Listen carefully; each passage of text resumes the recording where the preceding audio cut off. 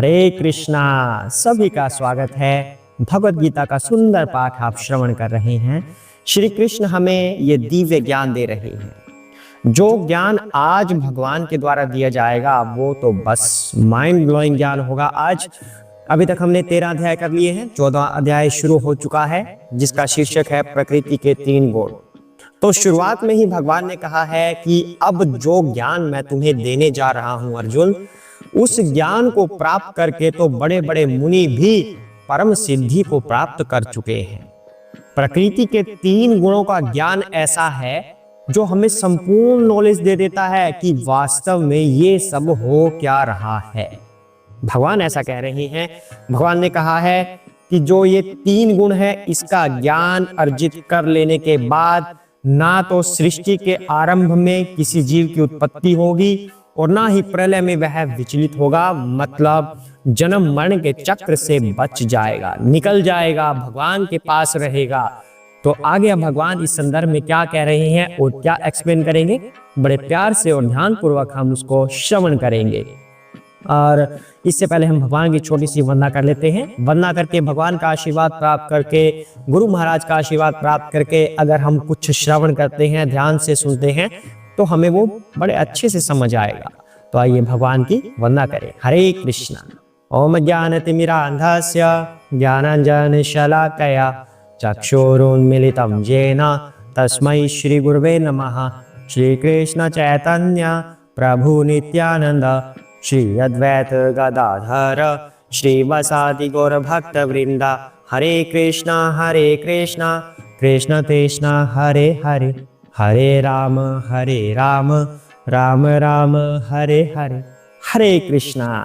आइए पाठ को आगे बढ़ाते हैं और समझते हैं आगे श्री कृष्ण हमें क्या बताएंगे इन 3 गुणों के बारे में।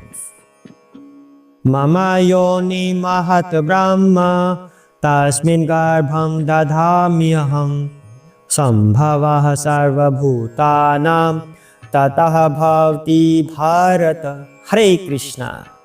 हे भरत पुत्र, ब्रह्म नामक समग्र भौतिक वस्तु जन्म का स्रोत है और मैं इसी ब्रह्म को गर्भस्थ करता हूँ जिससे समस्त जीवों का जन्म संभव होता है।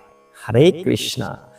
ये तो क्या बात श्री कृष्ण ने यहाँ पर बोल दी। भगवान कह रहे हैं कि इस ब्रह्म को गर्भस्थ मैं करता हूं, मतलब भगवान इम्प्रेग्नेट करते हैं। ये कैसे हुआ? हम तो सोचते हैं कि जो संयोग होता है पुल्लिंग स्त्रीलिंग वो मिलकर बनता है, तब आगे बच्चे बनते हैं, चाहे पशुओं के हो या मानव के हो, किसी के भी हो, तो इस प्रोसेस के द्वारा बच्चों का जन्म होता है। लेकिन ये यहाँ पर भगवान क्या कह रहे हैं कि ब्रह्म नामक भौतिक वस्तु।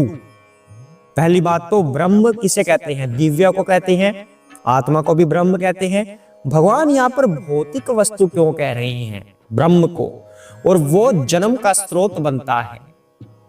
मतलब क्या है? भगवान इम्प्रेग्नेट करते हैं, भगवान जन्म देते हैं जीवों को। ये कैसे हो रहा है इसको हम बड़ी डिटेल में समझेंगे एक चार्ट की मदद से कि भगवान कहना क्या चाह रहे हैं, कि भगवान कैसे जन्म दे रहे हैं जीवों को। तो ध्यान से सुनिए। अब ये चार्ट आपके सामने है, इसमें सबसे ऊपर बीच में श्री कृष्ण है। आप श्री कृष्ण को देख पा रहे हैं। तो श्री कृष्ण की शक्ति है, एक योग माया शक्ति और एक जीव शक्ति है। भगवान की महामाया शक्ति भी है। तो जो योग माया शक्ति है ये भगवान की आध्यात्मिक शक्ति है, इंटरनल पावर है भगवान की, इंटरनल पोटेंसी है, मतलब आंतरिक शक्ति है भगवान की। ये आध्यात्मिक जगत में वास करती है, मतलब भगवान के पास वास करती है योग माया शक्ति। इधर लेफ्ट साइड में जो आपको दिख रहा है जीव शक्ति, ये भगवान की दूसरी शक्ति है, जीव शक्ति। इससे नीचे जब भगवान नीचे आ रहे हैं अब, तो पहले एक महामाया शक्ति है भगवान की जो भौतिक जगत का निर्माण करती है, और राइट में काल शक्ति, यानी कि इन्हें शिव भी कहते हैं, टाइम फैक्टर के रूप में ये होती हैं। तो हम काल शक्ति को तो चलो छोड़ते हैं साइड में एक बार अभी, तो हम महामाया की बात कर लेते हैं जिससे ये सृष्टि का निर्माण होगा। जो भौतिक जगत है इसका निर्माण होगा महामाया शक्ति के द्वारा, उसके ऊपर थोड़ी चर्चा करते हैं। कृष्ण से नीचे महामाया शक्ति आई और कृष्ण से ही महाविष्णु भी हमें दिख रहे हैं। मतलब कृष्ण ने अपना एक्सपेंशन महाविष्णु के रूप में किया है और काल शक्ति यानी कि शिव के रूप में भी किया है। तो महाविष्णु क्या करते हैं आगे, महामाया आगे दो भागों में डिवाइड हो रही है। महामाया ने आके अपने आप को फर्दर डिवाइड किया है, एक प्रधान के रूप में, जो सर्कल के बीच में आपको दिख रहा है लिखा हुआ प्रधान, और राइट साइड में आपको दिखेगा अविद्या यानी कि इग्नोरेंस। तो ये दो चीजें यहां पर आ रही हैं। पहले अविद्या को जानते हैं, अविद्या क्या है। अविद्या आगे फर्दर डिवाइड हो रही है, मतलब महामाया शक्ति ने हमें अविद्या दी।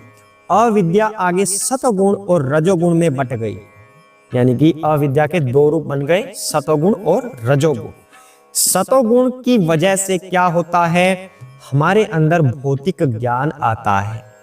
जो नॉलेज हम स्कूल में लेते हैं, जो नॉलेज हम कॉलेज में लेते हैं, वो ज्ञान हमें सतोगुण से मिल रहा है। पापी पेट का सवाल, वो वाला ज्ञान, इसमें वस्तुतः भगवान के बारे में कोई बात नहीं होती, इसीलिए इसको अविद्या बोला गया है। अविद्या का भाग है ये, इसमें कोई भगवान की चर्चा नहीं होगी। इसमें सिर्फ और सिर्फ पापी पेट वाली चर्चा होगी कि कैसे हम अपनी ये वाली एजुकेशन ले सकें जिससे हमारा पेट पल सके। उधर रजोगुण, जो इसका दूसरा गुण है अविद्या का, रजोगुण। रजोगुण से क्या होगा, हमारे कर्म बनते हैं कि हमें क्या कर्म करने हैं, आगे हम क्या कर्म करते हैं, वो इस रजोगुण की प्रधानता की वजह से हो रही हैं। ये भी अविद्या का पार्ट है। दोबारा से वापस ऊपर चलते हैं हम। कृष्ण ने हमें दो चीजें दी, महामाया और काल शक्ति। महामाया फर्दर डिवाइड हो गई प्रधान के रूप में और अविद्या के रूप में। अविद्या की वजह से दो गुण आए, सतोगुण और रजोगुण। सतोगुण में स्थित होने की वजह से भौतिक ज्ञान आता है, रजोगुण में स्थित होने की वजह से हम कर्म करते हैं। कोई अच्छा कर्म करता है, कोई बुरा कर्म करता है, तो वो अविद्या की वजह से होता है। यहां तक तो जो महामाया का ये दूसरे वाला पार्ट है ये पूरा हो चुका है। अब हम आते हैं जो मेन पार्ट अब इसका आ रहा है, जैसे जीव बनता है, जीव का जन्म कैसे होता है, अब उसके ऊपर चर्चा शुरू हो रही है। महामाया ने अपने आप को डिवाइड किया प्रधान के रूप में, इसे प्रधान बोला गया है। ये क्या है, इनएक्टिव मटेरियल नेचर है, मतलब ये एक्टिवेट नहीं है, क्रियान्वित नहीं है, सुप्त अवस्था में है, सोया पड़ा है। मतलब प्रकृति के जो तीन गुण हैं वो सुप्त अवस्था में है, एक्टिवेट नहीं है। यहां तक जब महामाया ने वो छोड़ दिया, अब उसे एक्टिवेट करना है, क्योंकि इंसान किससे बनता है, इन्हीं से तो बनता है। रजोगुण, सतोगुण, तमोगुण, प्रकृति ने ये दिए हमें, इनसे फिर हम आगे कर्म करते हैं, यही तो होता है। हम इन तीन गुणों से बने हैं, लेकिन ये तीन गुण अभी सोए पड़े हैं, इन्हें जगाना है। तो जो ऊपर महाविष्णु बैठे हैं वो दृष्टिपात करते हैं प्रधान के ऊपर, एट ए ग्लास, ग्लास करते हैं प्रधान के ऊपर, मतलब काल शक्ति की मदद से, मतलब शिव की मदद से। इसमें शिव भी आ गए और महाविष्णु भी आ गए, नजर से नजर मिलाई, ऐसा बोलते हैं ना, मतलब महाविष्णु ने घूर के देखा, ऐसा कह सकते हैं, अपना दृष्टिपात किया काल शक्ति की मदद से प्रधान के ऊपर, जिससे क्या हुआ, ये प्रधान जो इनएक्टिवेट था ये एक्टिवेट हो गया, ये क्रियान्वित हो गया, जाग गया। जो प्रकृति के तीन गुण थे ये सुप्त अवस्था से जागृत अवस्था में आ गए और इसे नाम दिया जाता है महतत्व। जो ये महतत्व है इसके ऊपर काल ने रेसिप्रोकेट किया, मतलब काल और महतत्व आपस में मिलकर आगे क्या बना रहे हैं, अहंकार को जन्म दे रहे हैं। समझ आ रहा है ना। दोबारा से थोड़ा सा ऊपर चल के फिर से नीचे आएंगे। कृष्ण ने महामाया और काल के रूप में अपना विभाजन किया और साइड में महाविष्णु के रूप में भी एक्सपेंड किया स्वयं को। महामाया ने हमें प्रधान और अविद्या दो रूप दे दिए। महाविष्णु ने दृष्टिपात किया प्रधान के ऊपर काल शक्ति के प्रयोग से, मतलब शिव जी की मदद से। प्रधान सुप्त अवस्था में थे, दृष्टिपात जैसे हुई काल शक्ति की और महाविष्णु की, तभी वो जागृत अवस्था में आ गया। जागृत अवस्था में आने से अहंकार उसके अंदर आ गया, अहंकार के साथ मिलकर क्या बनता है, फिर ये तीनों गुण आ रहे हैं। मतलब महाविष्णु के दृष्टिपात करने से तीनों गुण सो रहे थे, जो सो रहे थे उनको जगा दिया गया, उनको जगाने से अहंकार उसमें मिक्स होकर ये तीनों गुण आगे क्रियान्वित हो गए, सतोगुण, रजोगुण, तमोगुण। इनके क्रियान्वित होने से क्या होगा, सबसे पहले सतोगुण और अहंकार दोनों मिक्सअप होके क्या करते हैं, माइंड बना रहे हैं, हमारा दिमाग बना रहे हैं। सतोगुण की वजह से अहंकार उसके अंदर आया। हम कहते हैं ना कि तीनों गुणों से ऊपर उठना है, सतोगुण भी हमें नहीं चाहिए, इससे भी ऊपर उठना है। उसका मतलब क्या होता है, क्योंकि सतोगुण भी यहाँ पर अहंकार को लिए हुए है, इसलिए तीनों में से कोई भी गुण अच्छा नहीं है। जब हम इन तीनों गुणों से ऊपर उठ जाएंगे तब हम श्री कृष्ण के पास वास करेंगे आध्यात्मिक जगत में, जहां पर योग माया है, ना कि महामाया।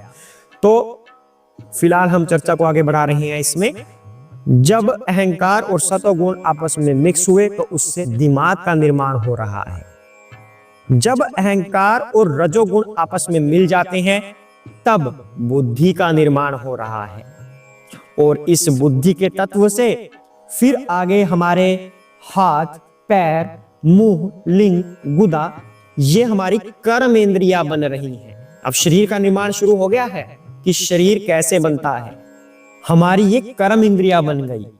हाथ, पैर, मुंह, लिंग, गुदा, 5 कर्म इंद्रियां हो गई। हमारे 5 ज्ञान इंद्रियां बन गई, कान, त्वचा, आंखें, जीभ, नाक। अब इन ज्ञानेंद्रियों के जो कार्य हैं, इनके जो विषय है, इंद्रिय विषय है, वो कौन से हैं? कान का संबंध है आवाज से, आवाज सुनता है कान। त्वचा का छूने से, आंखों का रूप से, मतलब कोई फॉर्म बनी हुई है रूप से। जीभ का मतलब स्वाद से। नाक का जो विषय है वो क्या है, सूंघना। कितने हो गए ये गुण? 5, 10, 15। शरीर का निर्माण हो रहा है। आपको याद है ना कि 24 तत्वों से शरीर बनता है हमारा, तो वो कैसे बनता है 24 तत्वों से, वो यहाँ पर बताया जा रहा है।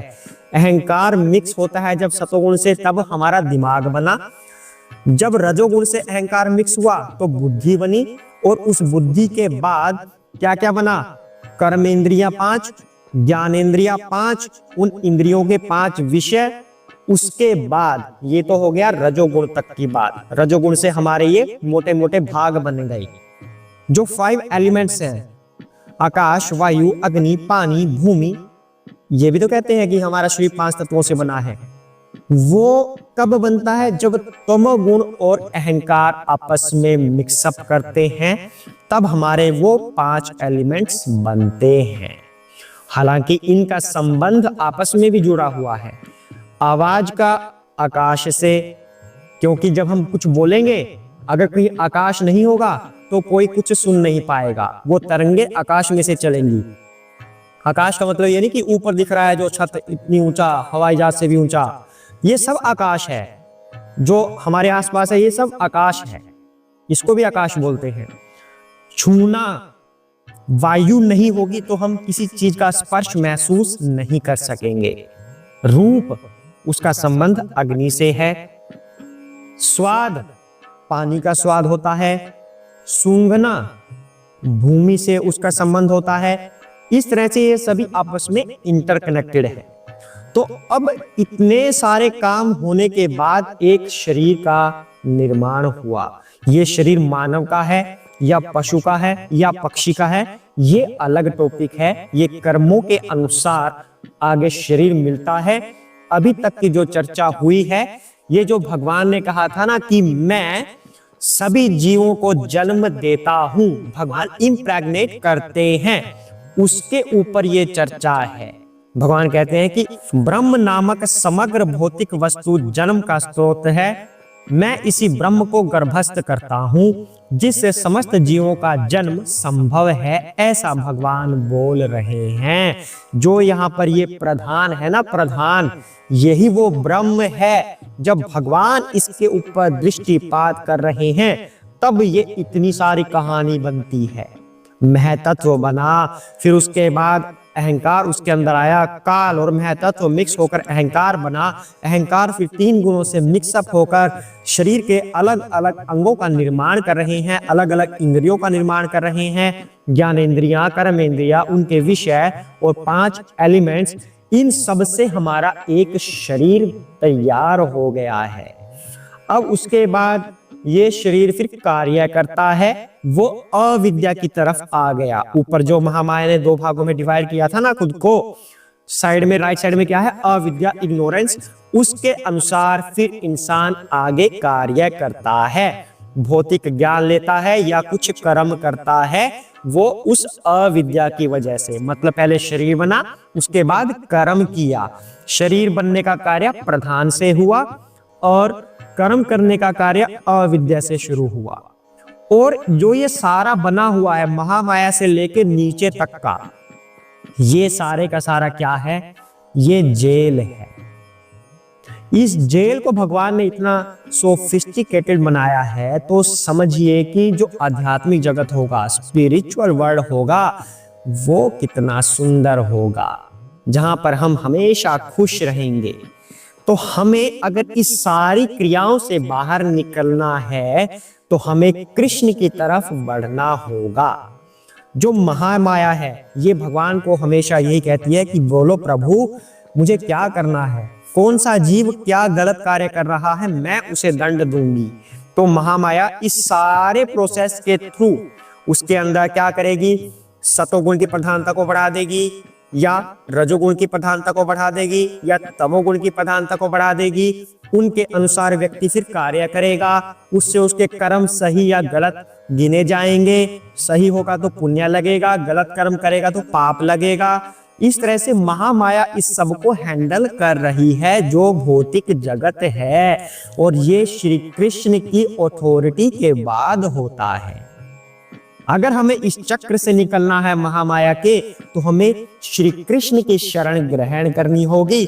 तब श्री कृष्ण महामाया को कोई आज्ञा नहीं देंगे, महामाया के प्रभाव से हम ऊपर उठ जाएंगे श्री कृष्ण के पास, और वहीं पर हम वास करेंगे। हरे कृष्णा। बड़ा जबरदस्त भगवान बता रहे हैं, बहुत महत्वपूर्ण जानकारी है ये। हम तो क्या सोचते रहते हैं कैसे इंसान पैदा होते हैं, हम तो अपना बस यही भौतिक क्रियाओं के द्वारा सोचते हैं कि ऐसे इंसान बनते हैं, लेकिन भगवान को इन प्रोसेस की आवश्यकता नहीं होती जीव को पैदा करने के लिए। भगवान तो सिर्फ दृष्टिपात कर रहे हैं और इन सब चीजों को आज्ञा दे रहे हैं, और इनसे सब कुछ प्रोसेसेस अपने आप होती जा रही हैं और जीव का निर्माण हो जाता है। जब कोई आत्मा किसी शरीर में प्रवेश करती है, गर्भ में प्रवेश करती है, तो उसके लिए शरीर का निर्माण होता है, हमें यहाँ तक पता है। लेकिन भगवान उसके अंदर की सारी प्रोसेस बता रहे हैं कि कैसे कैसे वो अंग बन रहे हैं। भगवान दृष्टिपात करते हैं जब तब ये ब्रह्म गर्भ के अंदर आता है, मतलब ये प्रधान गर्भ के अंदर आता है, और फिर ये सारी चीजें बनती हैं तीनों गुणों की मदद से, कि इस व्यक्ति के अंदर कौन सा गुण कम रखना है, कौन सा गुण ज्यादा रखना है।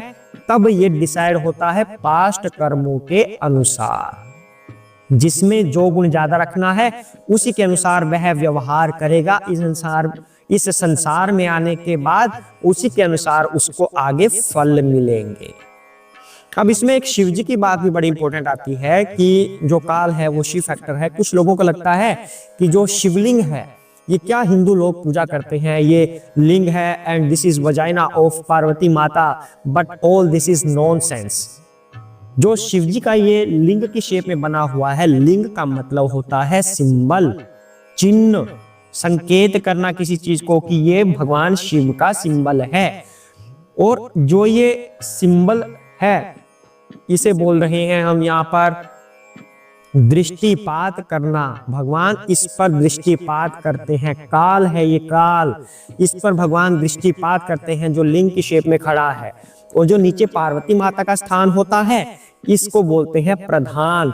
दृष्टिपात होने के बाद तब फिर जीव निकलते हैं, जल देते हैं ना शिवलिंग पर, तो फिर मतलब दोनों की क्रिया हुई काल का भगवान ने काल पर दृष्टिपात किया और प्रधान के साथ मिक्सअप करके प्रक्रिया हुई और जीव का निर्माण हुआ। But all that is nonsense. जो लोग कहते हैं कि ये लिंग है, लिंग का मतलब private parts, and this is जो राउंड राउंड है this is vagina of Parvati माता, ऑल दिस इज नॉनसेंस। जिन्हें ज्ञान नहीं होता या जो हमारे धर्म के नहीं हैं, जो नास्तिक प्रवृत्ति के हैं, वो इस तरह की गलत गलत बातें करते हैं। पर इसका वास्तविक मतलब है सिंबल। भगवान शिव जो लिंग की शेप में है वो काल है, जो गोल गोल राउंड है नीचे उसे कहते हैं प्रधान, और भगवान शिव की मदद से जीवों का निर्माण करते हैं। तो बहुत महत्वपूर्ण जानकारी भगवान ने हमें आज दी है इस श्लोक के माध्यम से। तो आज हम इस श्लोक को ही करेंगे। इसको ध्यान से बड़ा श्रवण करना, बार बार इसको सुनना, बार बार समझना। ना समझ आए तो फिर वही तरीका है, कांटेक्ट कर सकते हैं आप, और भगवान के गुण गाते रहिए, ये ज्ञान अर्जित करते रहिए। हरे कृष्णा। जय श्री कृष्ण चैतन्य प्रभु नित्यानंदा श्री अद्वैत गदाधर शिव सादि गौर भक्त वृंदा। हरे कृष्ण कृष्ण कृष्ण हरे हरे, हरे राम राम राम हरे हरे। हरे कृष्ण।